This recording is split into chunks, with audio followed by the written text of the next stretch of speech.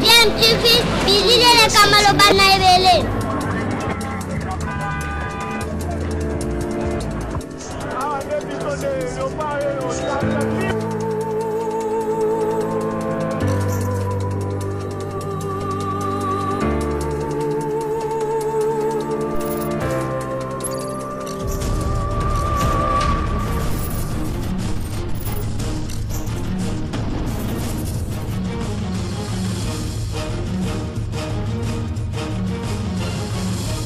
DMTV toujours en avant.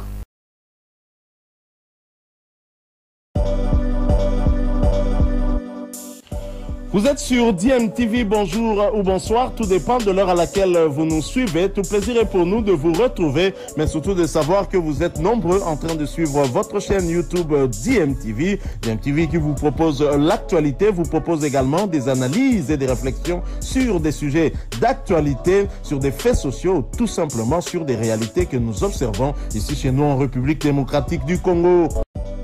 Ce que les uns ou les autres ont pu penser, croire ou dire, il n'y a jamais eu d'arrangement entre le vainqueur de ces élections, qui est face à vous, et son prédécesseur. Je veux dire, d'arrangement frauduleux à ce sujet. J'en veux pour preuve parce que moi j'aime parler avec des évidences.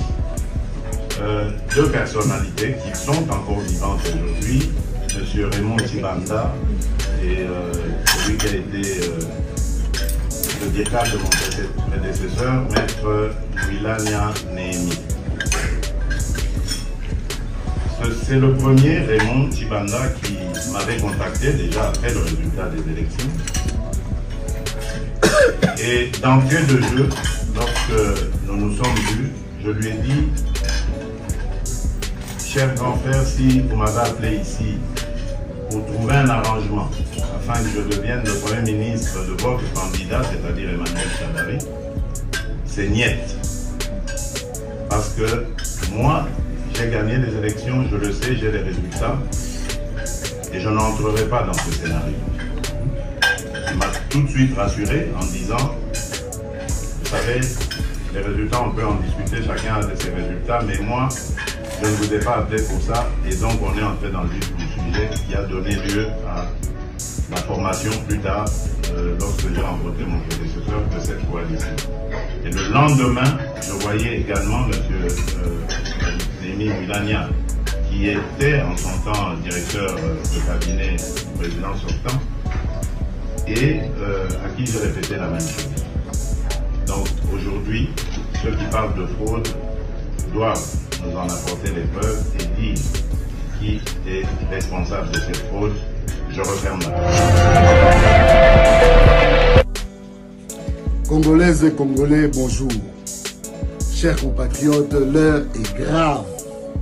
Je répète encore, l'heure est grave.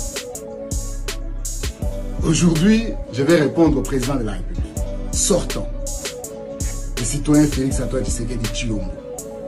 Le président nommé et sortant, Tshilombo.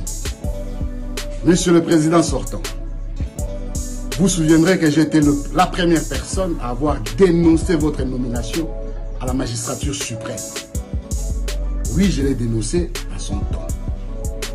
J'ai été arrêté, jugé et condamné pour cela. Donc j'ai le droit d'en parler librement sans être inquiété par la justice, car je ne peux pas être jugé deux fois pour les mêmes faits.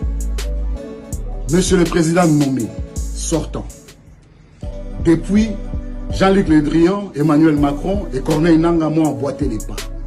Ils ont confirmé ce qui hier était pour moi des allégations selon vous et votre justice. Monsieur le président sortant, maintenant que vous avez ouvert la boîte des Pandore, nous pouvons désormais en parler de nouveau. Monsieur le président nommé, ce que j'ai dit n'engage que moi. Je m'appelle Henri Magie Walifetou, fils de Elika, fils de Lifetou, fils de Ekila. Je vous mets en défi. Vous et moi, débat contradictoire, pièce contre pièce, à la RTNC, devant la nation et le monde. Venez avec vos preuves que vous avez été élu et moi je viendrai avec les miennes que vous n'avez pas été élu. bureau par bureau, je présenterai les résultats.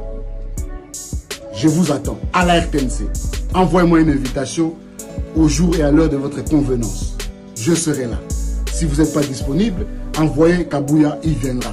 Mais non, n'envoyez pas votre ministre de communication parce que ce n'est pas de son niveau. À l'époque, il fait encore du FCC et politiquement, c'était au-dessus de lui. Je vous l'ai dit, je vous mets en défi, pièce contre pièce, vous contre moi, à la RTNC, devant les caméras du monde entier. Ramenez vos preuves que vous avez été élu, je ramènerai les miens que vous n'avez pas été élu. Bureau par bureau. Chers compatriotes, le président veut distraire l'opinion pour que plus personne parle du crime qu'il vient de commettre à Goma. Il a commis un génocide, il a donné l'ordre qu'on puisse massacrer un peuple juste parce qu'il appartenait à une communauté qui ne lui plaisait pas. Ça s'appelle un génocide. Monsieur le Président, vous serez jugé. Chers compatriotes, inondez la boîte à messages de la CPI, inondez la boîte email du secrétariat général des Nations Unies, du secrétariat exécutif du Conseil de sécurité des Nations Unies. Inondez. Inondez de vos plaintes, inondez de vos messages, inondez de vos lettres et de vos écrits. Inondez pour que la MONUSCO, la CPI et les Nations Unies puissent s'en saisir et que les présidents sortants puissent être jugés pour crimes.